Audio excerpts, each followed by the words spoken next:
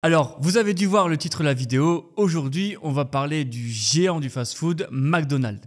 Et rien que de dire ça, je commence à avoir faim. Alors, trêve de plaisanterie, j'espère que vous allez tous très bien et que vous êtes prêts pour votre dose de frissons. Au programme aujourd'hui, 3 histoires d'horreur qui tournent autour des fast-food. Et moi, celle qui m'a le plus choqué, c'est la seconde histoire que je vais vous raconter. Et j'attends du coup votre avis en commentaire pour ceux qui veulent. Et avant de démarrer la première histoire, je voulais vous dire que la chaîne se porte bien. Je vois de plus en plus de vues sur la chaîne et de plus en plus d'abonnés. Et ça fait trop plaisir. Continuez comme ça, vous êtes les meilleurs. Bon, sans plus tarder, on est parti pour la première histoire.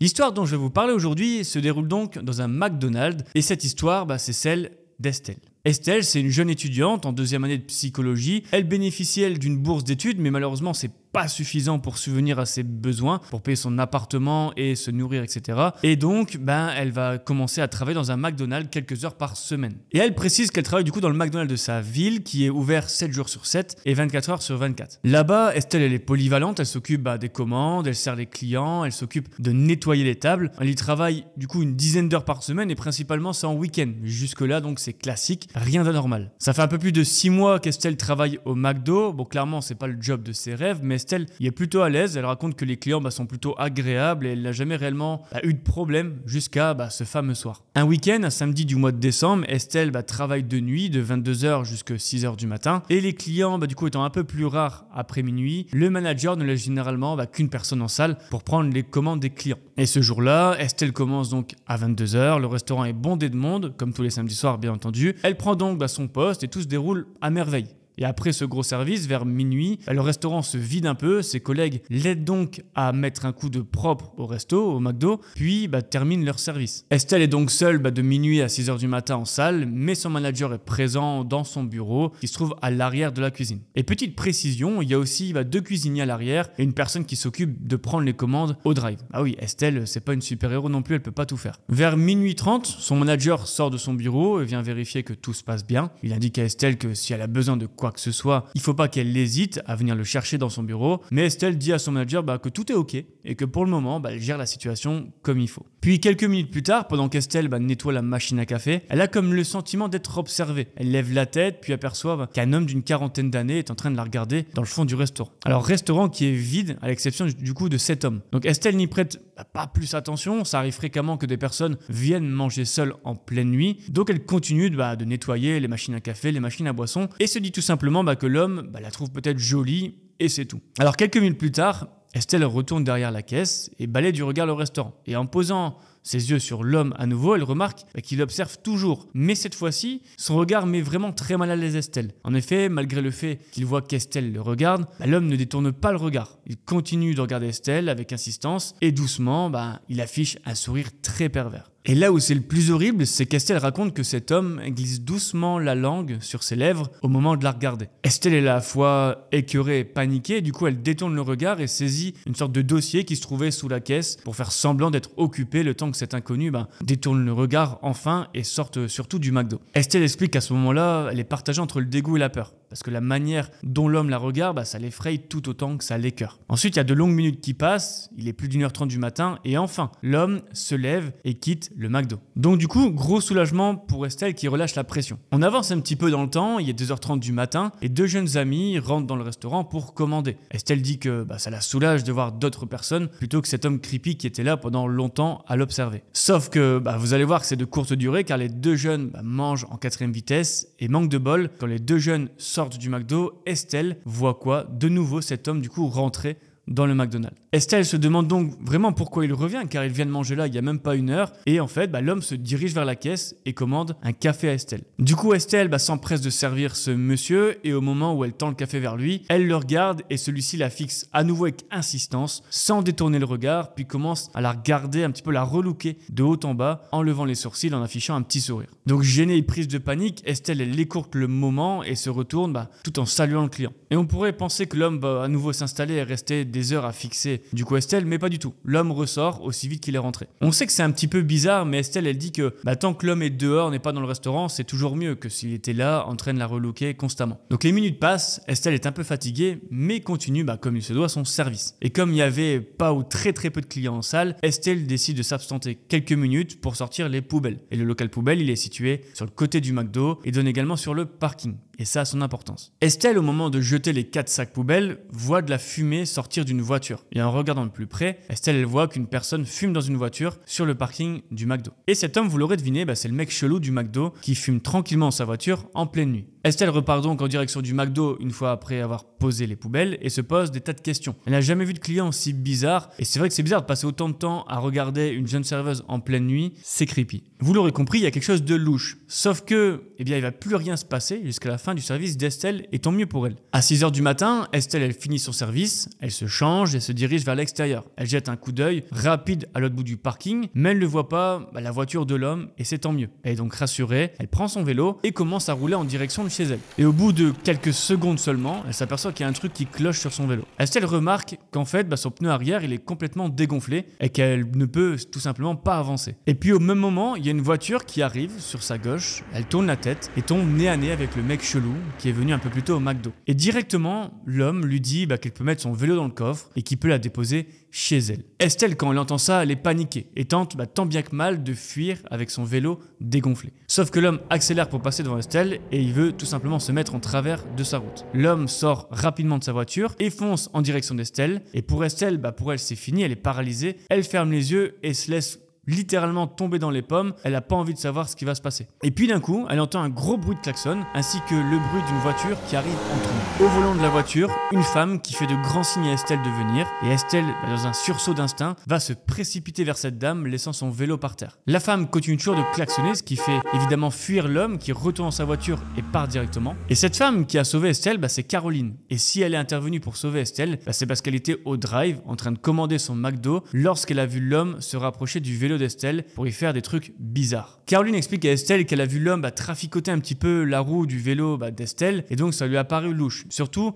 c'est lorsqu'elle a vu que l'homme se mettait proche d'Estelle avec sa voiture qu'elle a compris que c'était un peu un coup monté et qu'il y avait quelque chose de très bizarre. Et Estelle explique que effectivement, sans Caroline, elle ne sait pas ce qu'elle serait devenue ce soir-là. En tout cas, elle considère Caroline ce soir-là comme son ange gardien. Et elle a raison. Faut noter aussi que suite à ça, Estelle n'a pas eu du tout de nouvelles de cet homme. Et elle explique même que durant quelques mois, elle a demandé à ne plus faire de nuit toute seule. Et évidemment, c'était accepté par le manager. Et c'est tout à fait compréhensible. Comme quoi, on ne sait jamais à quoi on peut s'attendre. Une personne qui est là, qui est simplement client chez McDo, peut facilement vriller et faire des choses un peu malsaines. Alors effectivement, on ne sait pas ce qui aurait pu se passer. Mais quelqu'un qui trafique un peu le vélo de quelqu'un et ensuite lui demande de le ramener, c'est assez étrange, vous croyez pas? Bon, préparez-vous parce qu'on va passer à la seconde histoire. Et celle-ci, c'est mon histoire préférée. Alors, petit aparté, si tu veux encourager gratuitement la chaîne, le meilleur cadeau que tu puisses me faire, c'est de mettre ton plus gros like sur cette vidéo. Je dis ça, je dis rien. En attendant, je te laisse reprendre la vidéo.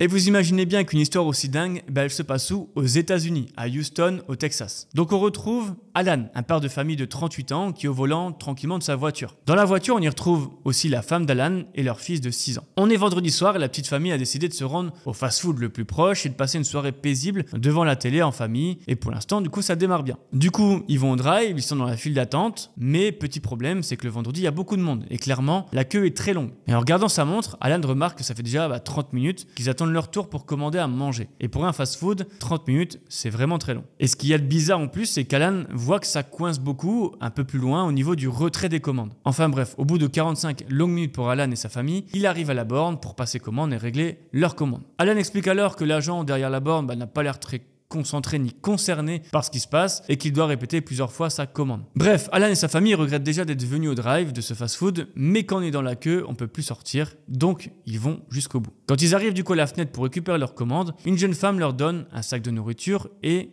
des boissons. Cette femme, c'est la serveuse, elle s'appelle Brenda, c'est marqué sur son t-shirt de service et Brenda semble très irritée. Pas de bonjour, pas de au revoir, rien du tout. Et Alan, quand il récupère le sac, il s'empresse de vérifier, parce qu'Alan a déjà eu pas mal d'oublis de frites ou de boissons, donc il vérifie s'il y a toute la commande. Car après tout, il n'a pas fait 45 minutes d'attente avec sa famille pour rentrer chez lui sans nourriture. Et ça, franchement, moi, je le comprends. Et bingo pour Alan, il manque effectivement une frite et un burger dans sa commande. Donc, il s'empresse d'ouvrir à nouveau sa fenêtre et de demander à cette femme au comptoir, au guichet, si elle peut rajouter la frite et le burger qui manquent, tout simplement. Et là, la serveuse lui dit qu'elle s'est pas trompée du tout et qu'il doit vite partir d'ici, car il y a encore beaucoup de monde derrière qui est là pour commander et retirer sa commande. À ce moment-là, Alan ne comprend pas du tout, c'est pas normal, donc il dit qu'il manque juste une frite et un burger et dès qu'il les aura, il partira gentiment. Alors oui, vous aussi, vous pensez que tout va s'arranger et que cette femme va réparer son erreur et rajouter une frite et un burger à Alan et c'est tout. Eh bien non, la serveuse part en direction des cuisines, prend un sachet de frites et le balance tout simplement à la tronche d'Alan.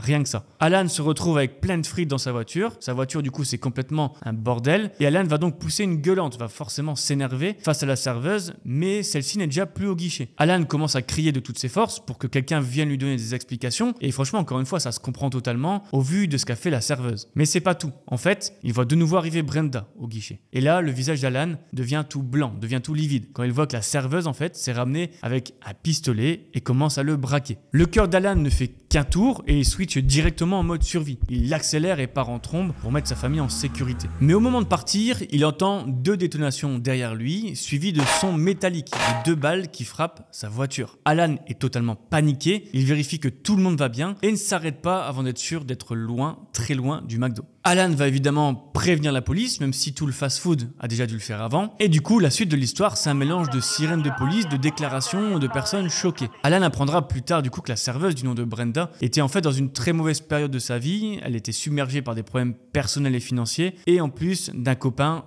très violent. Et c'est effectivement ce qui l'a poussé à sortir une arme et à péter littéralement un câble. Et Brenda expliquera dans son interrogatoire plus tard qu'elle avait pris possession d'une arme justement pour se défendre face à son copain violent. Et au final, Alan, elle est soulagée que personne n'ait été blessé, mais l'incident le hante encore. Alors je pense qu'on est à peu près sûr que la famille d'Alan n'a pas passé la meilleure soirée de leur vie en rentrant chez eux, mais Alan dit toujours qu'il repense sans cesse à ce moment, se demandant comment une simple soirée fast-food a pu dégénérer en un tel cauchemar. Et ce qui est intéressant, c'est qu'on en sait davantage sur la vie d'Alan, parce qu'il explique que plusieurs mois après, il a commencé à avoir de la peine pour Brenda, car au final, c'était simplement une serveuse en détresse et qu'il espère que ça ira mieux dans sa vie. Franchement, pas rancunier le Alan quand même. Alors en effet, il réalise, et c'est vrai que derrière chaque visage, chaque personne qu'on croise, il y a une histoire, souvent inconnue et qui peut parfois être sombre. Et je trouve ça assez beau comme morale pour cette histoire, pas vous? Ah oui, et pour finir, après avoir été arrêté au fast-food et en état de choc, sans opposer de résistance, Brenda a été condamnée à 3 ans de prison, forcément avec du sursis, pour port d'armes illégales sur le lieu de travail et tentative d'homicide. Alors je pense que si elle a eu du sursis, c'est probablement à cause des circonstances atténuantes avec son copain violent. Alors encore une fois, on n'est pas là pour juger, mais j'aime beaucoup cette histoire parce que effectivement Alan il est dans son bon droit et il a pas créé entre guillemets d'embrouille, mais je trouve que la réaction de Brenda elle est disproportionnée, c'est sûr, mais c'est vrai que quand on regarde pourquoi elle a fait ça,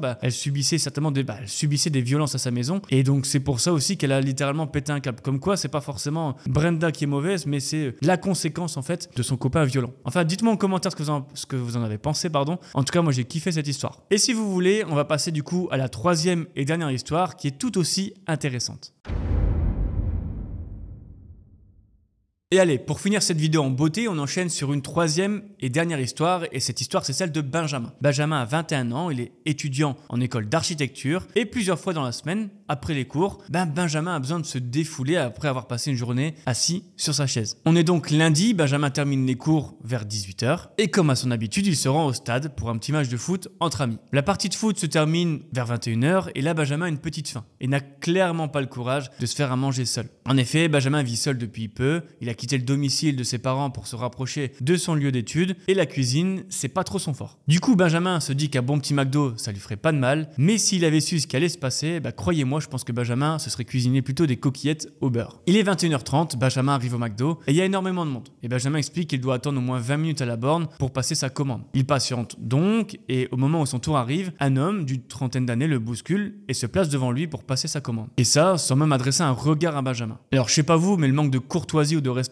je déteste ça. Benjamin va nous décrire l'homme, et l'homme porte un sweat à capuche gris et un short noir. Et on peut apercevoir sur ses jambes 2 grands tatouages tribaux, alors vous savez, c'est un peu les tatouages à l'ancienne. Alors désolé pour ceux qui regardent et qui en ont. Alors Benjamin est choqué par le manque de politesse de cet homme, mais il n'est pas du genre à se prendre la tête et à pousser des coups de gueule, donc il dit rien. Et puis Benjamin explique que le mec physiquement c'est presque une armoire à glace, donc il va rien faire du tout. Son tour arrive, Benjamin passe sa commande puis attend avec son ticket. Et lorsqu'il attend, il ne peut s'empêcher de jeter un coup d'œil vers l'homme qui l'a bousculé. Et là il voit l'homme le fixant d'un air assez agressif avec genre le sourcil légèrement relevé. Alors j'aimerais bien vous le faire mais je sais pas le faire. Bon, Benjamin encore une fois il laisse couler et prend son téléphone pour checker ses mails. Ensuite les commandes s'enchaînent en caisse et c'est maintenant au tour de l'homme d'être appelé pour retirer sa commande. Il s'avance vers la caisse, retire sa commande et lorsqu'il se dirige vers la sortie du restaurant, il passe devant Benjamin, le fixe de nouveau et le percute légèrement comme s'il voulait chercher l'embrouille. Alors Benjamin encore une fois il comprend pas du tout. Il ne comprend pas la réaction de cet homme, il lui a pourtant rien fait et même lorsqu'il l'a dépassé à la borne du restaurant, Benjamin il lui a rien dit. Du coup Benjamin il angoisse un petit peu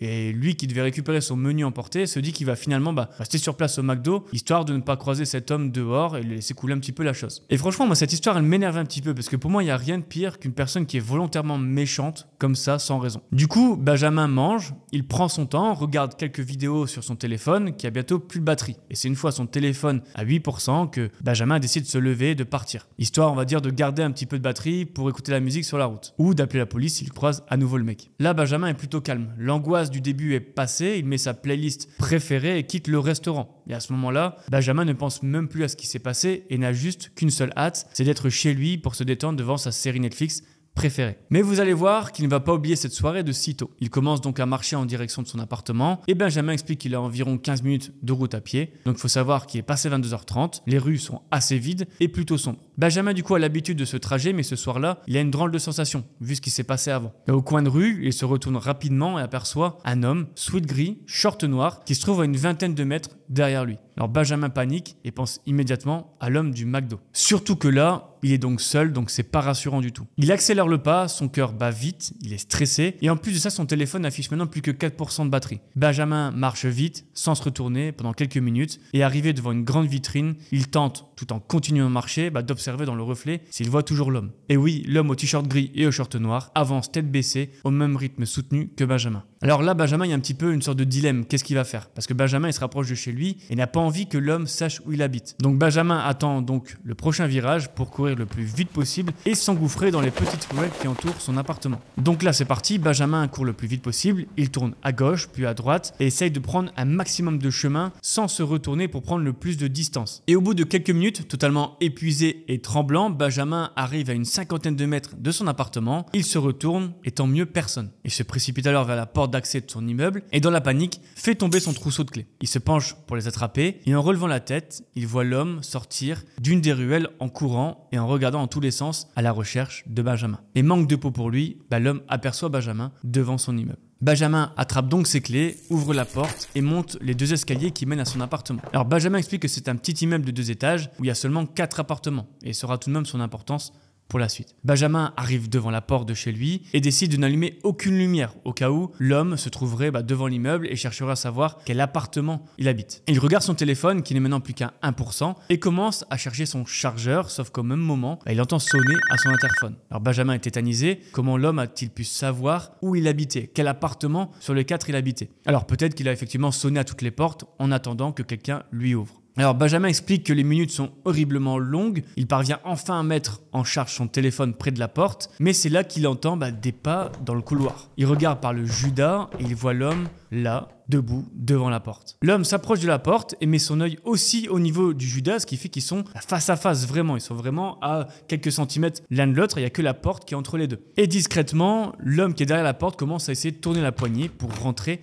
dans l'appartement de Benjamin. Là, Benjamin se décide enfin à agir et il crie de toutes ses forces pour faire fuir ce mec. Il dit qu'il a appelé la police, qu'ils seront là d'une minute à l'autre, etc., etc. Mais ça marche pas du tout. L'homme reste là devant la porte, quelques secondes, puis il regarde de nouveau vers le Judas avant de chuchoter « T'inquiète pas, je t'aurai ». Alors clairement, ces mots, Benjamin, ça lui a glacé le sang. Et du coup, Benjamin va attendre quelques minutes pour s'assurer que l'homme soit bien parti. Puis il décide d'allumer son téléphone et de prévenir la police de ce qui s'est passé. Mais vous l'aurez deviné, l'homme n'est pas simplement parti rentrer chez lui. Et en effet, 15 minutes plus tard, la police est là et Benjamin a eu le bon réflexe ce jour-là de l'appeler. Car oui, en arrivant dans les rues environnantes, la police est tombée sur un homme, t-shirt gris, short noir, correspondant du coup exactement à la description de Benjamin qu'il a faite au téléphone. L'homme au t-shirt noir et au short gris tentait tout simplement d'escalader l'immeuble par l'arrière. On l'avait dit, c'est un immeuble de 2 étages, donc c'était assez facile pour lui d'escalader. La police l'a donc immédiatement interpellé avant qu'il ne prenne la fuite bien sûr. Et le plus horrible dans tout ça, c'est que l'homme avait un sac qui contenait un burin, pour ceux qui ne savent pas, c'est comme un marteau, ainsi qu'un cruciforme assez taché de sang et du chloroforme. Alors je savais pas ce que c'était du chloroforme avant de découvrir cette histoire, mais en gros c'est une sorte de liquide que tu mets sur du tissu afin de le mettre dans le visage d'une personne pour l'endormir. Donc clairement il y a que les gens chelous qui font ça. Alors autant vous dire que Benjamin n'allait pas passer une belle soirée si le mec du coup avait ouvert la porte. Alors il faut savoir que l'homme a été du coup emmené au poste de police parce que Benjamin a aussi porté plainte contre lui. Et ce qui est dingue là-dedans, c'est que l'homme était déjà recherché pour de nombreux faits de violence et a été incarcéré assez rapidement. Et ce qui est dingue, c'est que ça fait à peine 4 mois que j'ai lancé la chaîne YouTube du Joker et je vois souvent des histoires comme ça où en fait on attrape des récidivistes. Alors c'est clairement franchement pas rassurant. Je comprends pas du coup pourquoi quelqu'un qui commet un crime entre guillemets